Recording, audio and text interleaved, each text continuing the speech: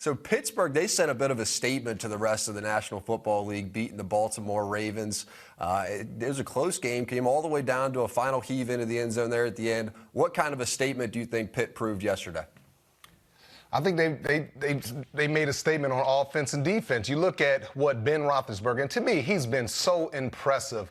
I'm not just talking about this past game, but I'm just talking about the entirety of the season. I mean, think about a 38-year-old guy that didn't have training camp, didn't have OTAs, didn't have all that extra time, coming off a major surgery on his elbow, and he's played great, Jack. I mean, aside from the first half yesterday, in the second half, he came back and made some heck of a plays. I mean, the guy has played phenomenal. And you're talking about a guy that hasn't even taken a lot of reps in practice.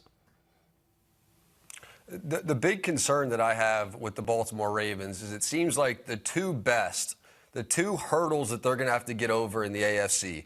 One is Patrick Mahomes in Kansas City. They score too many points for the Baltimore Ravens, which becomes an issue because they're really a team that likes to play from ahead. They don't want to play from behind because that starts to take away some of their running stuff, the way that they like to use Lamar in the running game, all of those kind of things. And then Pittsburgh is the other one that's proven to be a tough matchup for them. And it seems like Lamar just has a natural struggle against some of those edge defenders, Watt, Dupree, some of the guys to it that they throw at him. It seems like athletically they're able to give Lamar trouble as he tries to just escape from a typical four-man rush. Yeah, and that's why Mike Tomlin came out today and said, you know what, we have a lot of respect for Lamar, but we don't fear him because he knows how athletic his defense is. He knows Dupree and Watt and those guys inside. Vince Williams is playing outstanding. You see every week Micah Fitzpatrick, he's making a play. Joe Hayden had an interception. I mean, you see these backup linebackers come in and make plays, and that's a credit to the head coach. When you have guys that are second string, third string coming in, making plays and fighting and clawing and doing everything you can to win a football game, that's a direct credit to the head coach, Mike Tomlin. He's been doing a fantastic job. So, Rodney, when you start looking around the AFC right now in the picture, who are your best? Maybe like a top five. Who would be your top five teams in this AFC side of the picture? Well, number one would be Kansas City. I just think with Patrick Mahomes, he's the X factor. The Pittsburgh Steelers, obviously, with that defense. The Baltimore Ravens. Lamar is still a young quarterback. It's going to take some time. He's going to get better. The Tennessee Titans, very disappointed in that pass rush. And the Buffalo Bills are barely hanging in there at 6-2. Teams are starting to really take away the big play with Josh Allen, force him to dink and dunk, and see if he's patient enough to do that and not just live off the big plays down the field. Do you feel like at all that Lamar Jackson has regressed as a passer? We've seen fewer designed runs this year for him, so you assume that he's going to have to win from the pocket more often. They have weapons on the outside. Boykin one, Hollywood Brown another, young guys that are proven that they can, be great receivers in the National Football League. But it's like 47% of his passes, something like that Lamar completed yesterday. Has he taken a step backwards throwing the football? I wouldn't necessarily say that he's taken a step backwards, but I just think from the offensive standpoint, what they're trying to make him do, it's like they're trying to force him to be this passer, to be this great passer, as opposed to running the football, which they had about, 265 yards running the football. And I tell you this, Jack, if they continue to run the football yesterday, they win this ball game. All they have to do is run. The guy turned the ball over 4 times, I think. It was 2 interceptions, 2 lost fumbles or something like that. Just think if they're running the football when he's throwing the ball, then they win that football game. But, yeah, I think they're putting so much pressure on him to match up with Patrick Mahomes and now Ben Roethlisberger, and he's just not built that way. Yes, they have weapons across the board, but you got to run the football. You got to have your defense create turnovers, give you field position. And that's how you're going to win. You're not going to win if Lamar has to go into the playoffs, Jack, throwing the ball 40 times. They're not going to win that way. And on the other side, offensively, with the Pittsburgh Steelers, we talk about Deontay Johnson. It's essentially 3 sort of number 1, number 2 feeling wide receivers that the Steelers play. And what's really been impressive is they've recreated, go back to Juju's rookie year when they had Antonio Brown and Juju on the field at the same time. where that was when Juju Smith-Schuster was at his best, when he had pressure taken off of him. And Claypool is now having the ability, showing the ability to do some of the same things. Just relieve a little bit of that Juju pressure, and what do we see? Juju go out and have a big game. Yeah, and you think about Pittsburgh, they have so many talented guys. At first, it was like, okay, take away AB, force them to go to Juju. But now they have so many talented guys. You look at all the young, talented guys that they have. It's hard to try to take one guy out because they're very unselfish as a team. Offensively, they don't care who gets the numbers. They don't care who gets the touchdowns. When Claypool is, and he's a rookie, when he's doing his thing in the end zone, everybody's around him. They're a very unselfish team. All they care about is winning. But you look at the weapons, and I don't remember the last time the Pittsburgh Steelers had these many weapons, especially young guys making plays. It's pretty remarkable. It looks like a team that's built to make a deep, deep playoff run. All right, let's flip it over to another team who maybe, this may be phase one of showing a team that can make some deep playoff runs in the future. The Miami Dolphins. All of a sudden, they make a change. They go no more Fitzmagic. They bring in Tua. People are saying you're crazy for doing it. Fitzpatrick hasn't looked this good in a long time. He's on one of those rare heat streaks that he has the ability to cook up. They make the change anyway, but really the star of this game was the Miami defense, Brian Flores. Absolutely, and I think Brian has done a great job of making his team competitive. They have weapons on offense. They got good veterans on the defensive side. They have really excellent cornerbacks. They got good safety play, and they have good people in the locker room, and that's what Brian Flores sees. He says, you know what? We know that we're going to struggle a little bit from time to time with Tua, but this is very important for him to come in, get this valuable experience, and continue to help grow. I mean, he wants Tua to be in that locker room to help this team grow. He's the quarterback of the future. And let's face it, Ryan Fitzpatrick is a very streaky player. He gets hot, then there's times when he gets cold. And they're trying to give Tua an opportunity to be in there with the first group with all those weapons, Preston Williams, Devontae Parker, all those guys that they have. Like I said before, they've done a wonderful job on the offensive side of providing him with weapons. And the one thing that I'm looking at, which I looked at yesterday when I think it was Michael Brockers jumped on his back. And now that had to feel good for him, for a guy that's coming off a major injury to get hit and then to get up and say, you know what? I'm okay. That builds confidence in a young man. So I expect him each week as he walks off the field and he's healthy to continue to gain that confidence and just feel good about himself. That's exactly what it was, like the second play of the game or something. It just kind of got right on top of him, sort of brought him into the ground. Yeah, it's exactly what it was.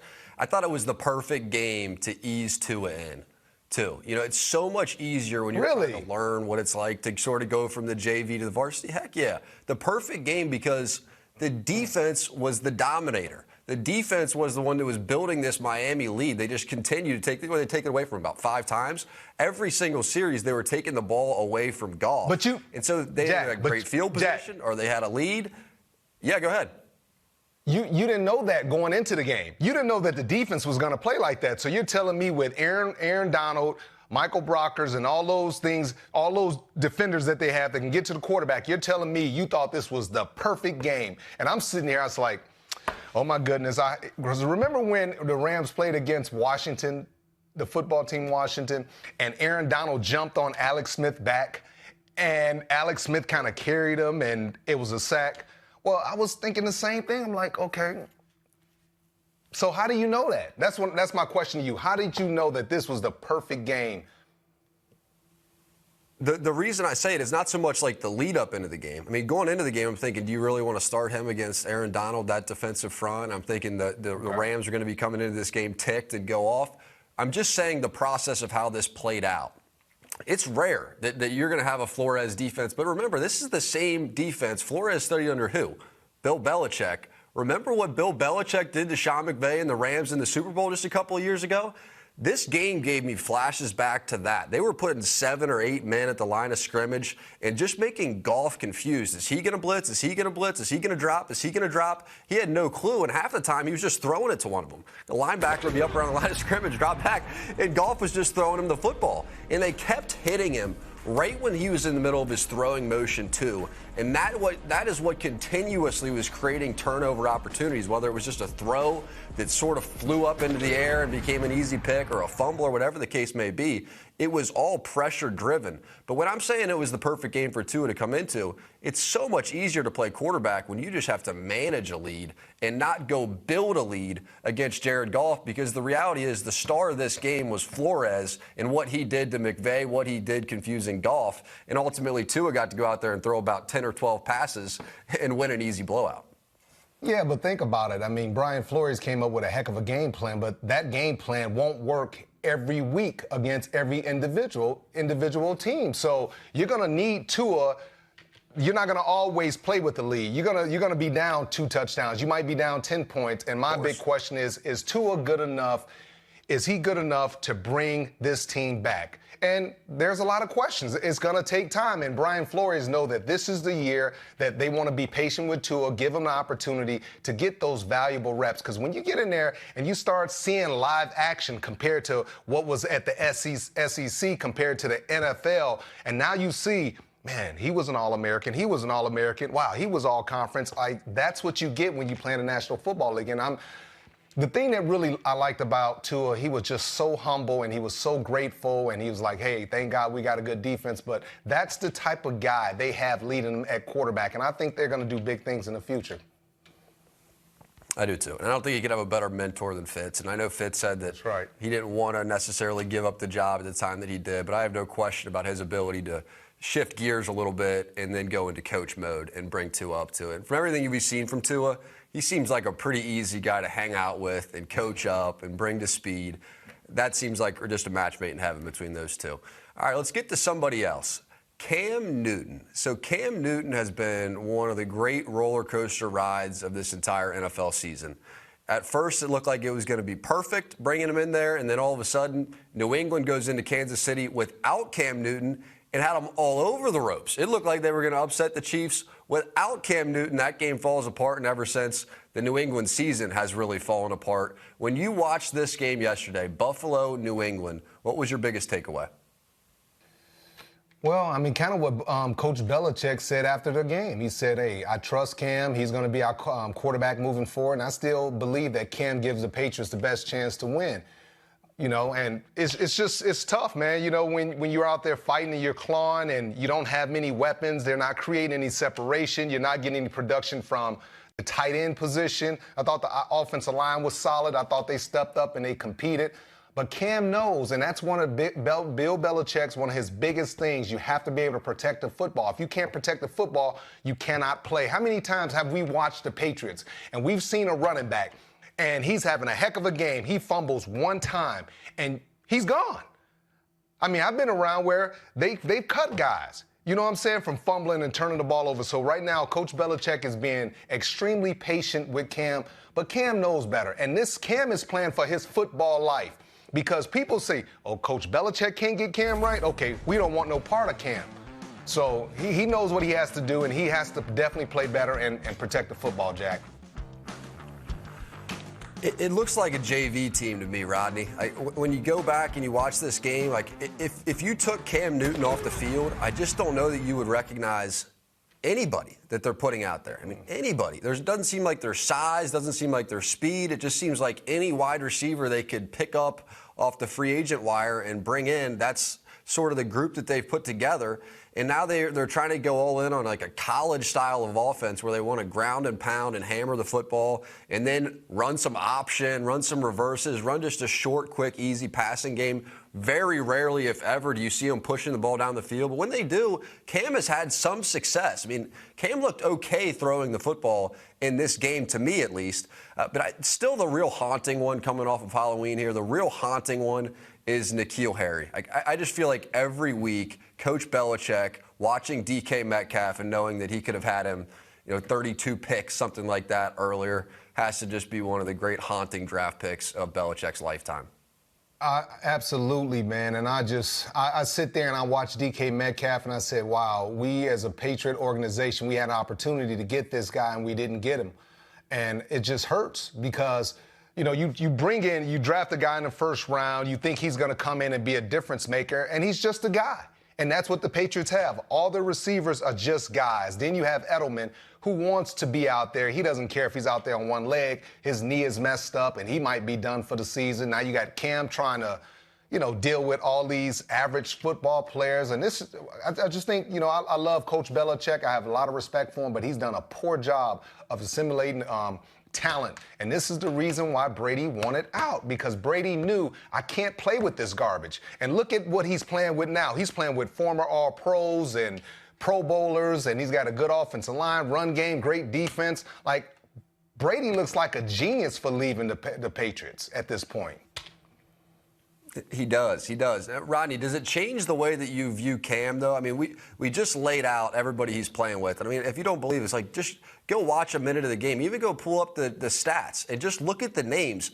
You recognize almost nobody. So does it change the way that you view Cam Newton? Because this is going to be, I mean, for his football life, this is one of the biggest off seasons he's going to come to, where he basically has no contract. He's making almost nothing this year. Is there still going to be interest? Is there still going to be a market out there for him? Is this a Cam issue, or is this a New England issue? I think it's both. I mean, as an individual player, when you mess up, you don't point your finger and say, hey, it's your fault, it's your fault. No, you look in the mirror as a man and you say, you know what, I have to do better. And that's one thing I respect with Cam, and that was one of the things that I was looking for, this season. When he hit some adversity, how will he handle adversity? And I think he's been great. He stood in front of the camera, in front of the microphones, and he said, you know what, I have to play better, I have to do better. And he's taking blame and accountability, and I think his teammates like him, like that, and respect that. But at the end of the day, you have to play better.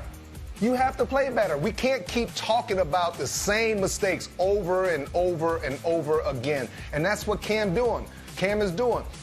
His heart is right, his intentions are right, but fumbling, interceptions, throwing the ball into the ground. I mean, when you watch tape, I want you to watch one thing. How many times have you seen Cam drop back and look like he's throwing the ball as hard as he possibly can, and the ball goes directly into the ground?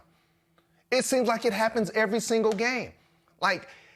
I've never seen a quarterback throw so many balls into the dirt, and I'm trying to figure out, what's wrong with Cam? What's going on? What happened from Seattle? Remember when he played against Seattle and he threw out 300 or 400 yards to now? What happened?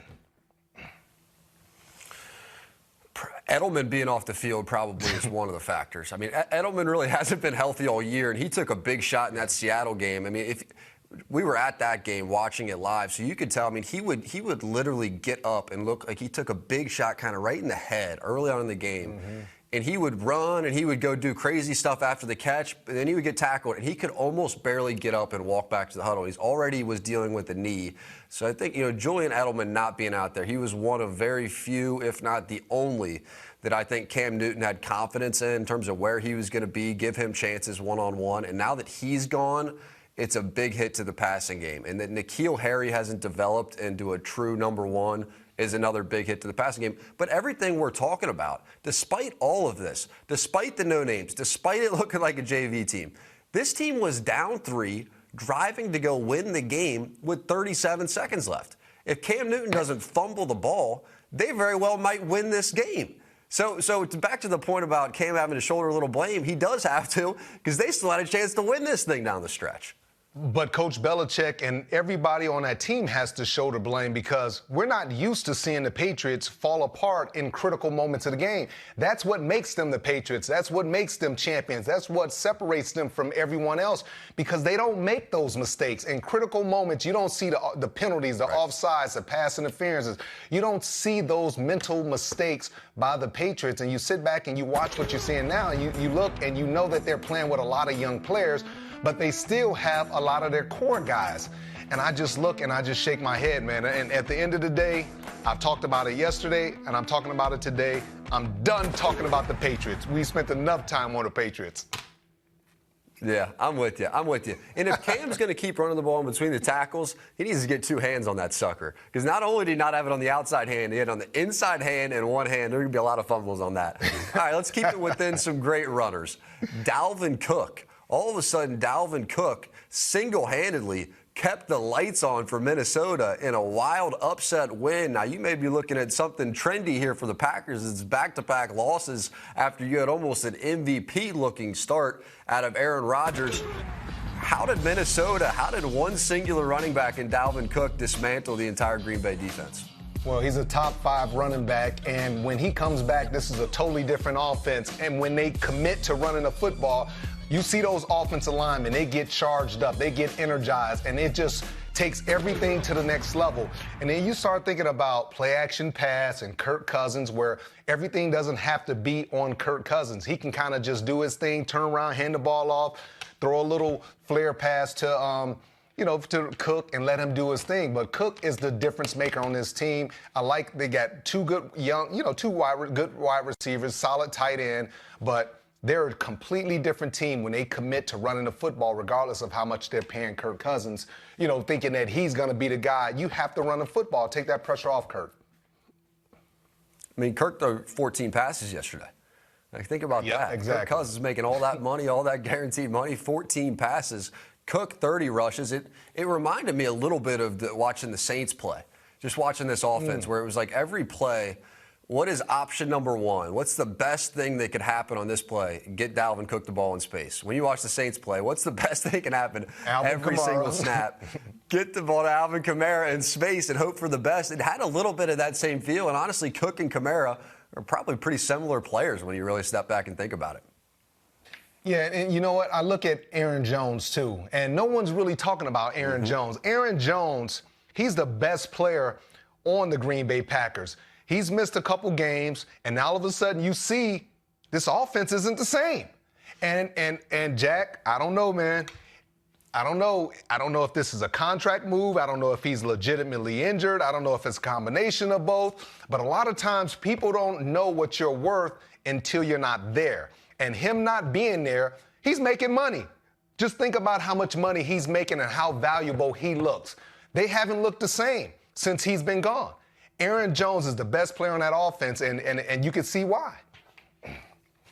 It's a really good point. And it's almost like they drafted the insurance policy or they drafted the future in A.J. Dillon, that we're going to go get this power running back and this is going to be the next phase, and we're going to do everything the data analytics people tell us. We're not going to pay the running back a big contract. We're already paying the quarterback a couple billion, so we can't afford it anyway.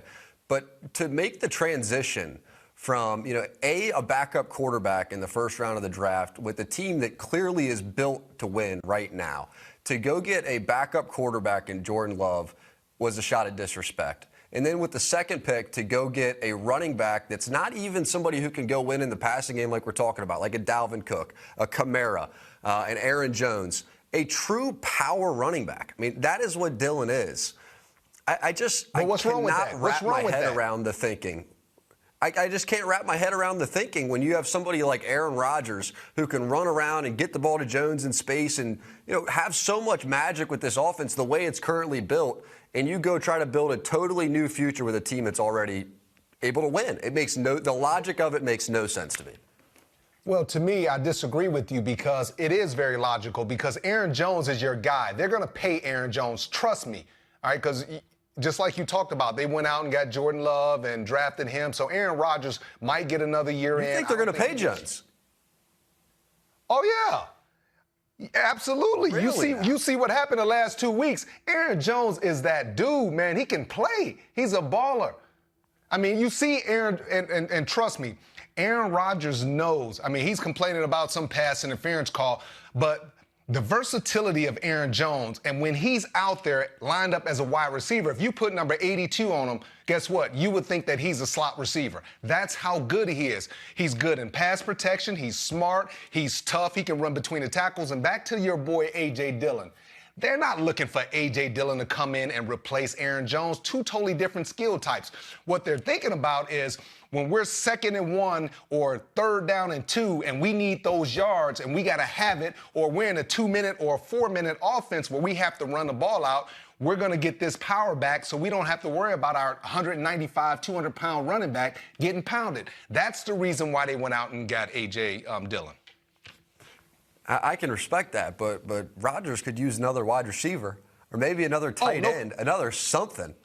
You know what I'm saying? Like, I respect what they're doing there, but that you're putting a lot, especially if you're saying that they're going to pay Jones and you're putting his 2nd-round draft pick into his backup when you clearly need more bodies at wide receiver. That's where I go, what's the big picture strategy here? I mean, what's the thought process? And I really think it is a disjointed front office, given that Rodgers thinks and sees it one way and has such a big voice, and now LaFleur sees and feels it a different way, and there's a little bit of this going on. Well, players are always going to think a little differently than what management or the head coach may think, but Aaron Rodgers, his responsibility is to that team, and his job is about taking care of business on that football field. You can't worry about who they draft and who they go get, and the fact that he felt like he was either disrespected or they did something behind his back. At the end of the day, you can't control what goes on upstairs. All you can control is what you put out on that football field. And if you put out winning football and you're making nice passes and you're not turning the ball over, whether you're in Green Bay, Aaron Rodgers, or whether you're somewhere else, somebody's going to pay you and somebody's going to love and appreciate you because you are a great quarterback, period. 100%. 100%. All right, this is kind of a fun transition because from what I've been told, Joe Burrow actually had a little bit of influence over keeping A.J. Green. Now, A.J. Green has turned into not the best wide receiver on the Bengals by far. It has been T. Higgins. It has been Tyler Boyd, the young guys that have really taken over. And it makes you think it's like, why didn't the Bengals just trade Dalton, trade Green, trade Dunlap, maybe trade Atkins at the end of last year and just load up on starting offensive linemen if you knew you were going to go take Joe Burrow number 1 overall? Oh, why don't you just, if you're the Patriots, and I said I wouldn't talk about them, but if you're the Patriots, why wouldn't you go get a 4th or 5th round pick and ask for A.J. Green? And we talked about this, I think, on our first show. It's like, you know, I said A.J. Green is a guy that I definitely would have traded. I don't know what his salary is, but I'm sure he's making anywhere from $9 to $14 million a year. So franchise tag. I don't know how much. He's getting the top 5 average, yeah. Right, he's making a lot of monies, and, you know, he's just no longer a top receiver, but I would have traded him. But it's always good to have good veteran players in that locker room that can, you know, that can speak. And A.J. Green could say, you know what, I remember when we were horrible, when we couldn't win a football game. So we'll see. But I'm thoroughly impressed with Burrow. He is that guy, man. How you like him? Yeah, is that your guy? You mentioned Green. I mean, he's making over $18 million.